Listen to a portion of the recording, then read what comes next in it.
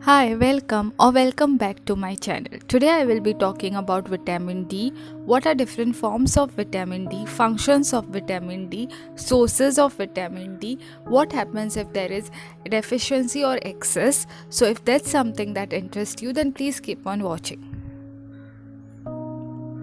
So different forms of vitamin D are cholecalciferol, calcidiol and calcitriol. These are the three different forms.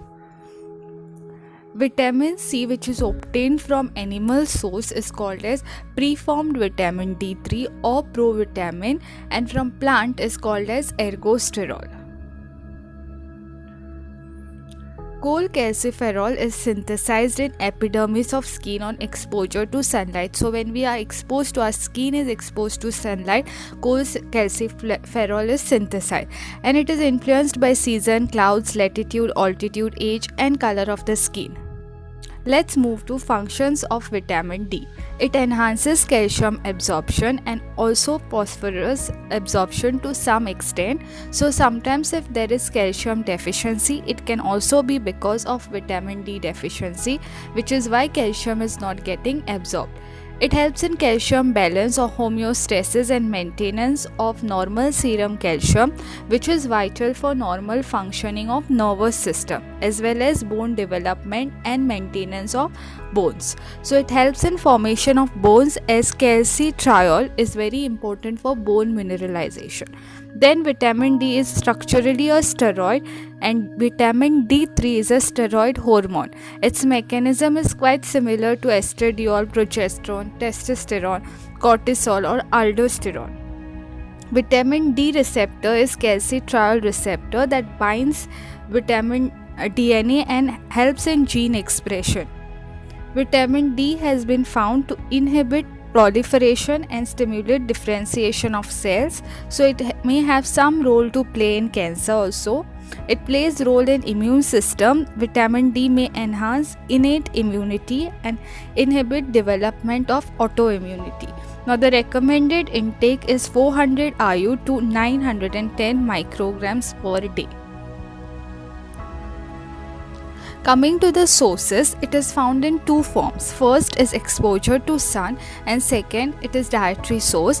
Diet is not primary source, as very few food contains vitamin D and most of the requirement can be met by exposure to sunlight. So few foods that are said to contain vitamin D are eggs, chicken legs or thighs, chicken liver, but only if the hen is fed with vitamin D, milk, butter, fish and liver oil. But yogurt and cheese are not very good source of vitamin D. Now what can happen if there is deficiency of vitamin D? There can be reduction in serum calcium, consequence on bone health, chronic non-communicable diseases. It can lead to like diabetes, cancer, asthma, cardiovascular disease, autoimmune disease, skin disease, hypertension, arthritis, sleep disorder and some psychiatric illness.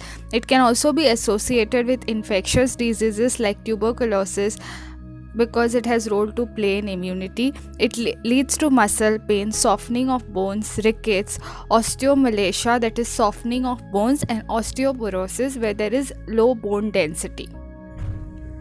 Coming to the last part, that is excess of vitamin D, it can lead to vitamin D toxicity. Blood level of calcium can be elevated, hypercalcemia and calcification of soft tissue. Then these are all the things that can happen if there is excess. So that's all for vitamin D. Hope this video was helpful. Thanks for watching my video. Please hit the like button if you like this video and hit the subscribe button for more such videos. Until next time, eat healthy, stay safe and stay happy.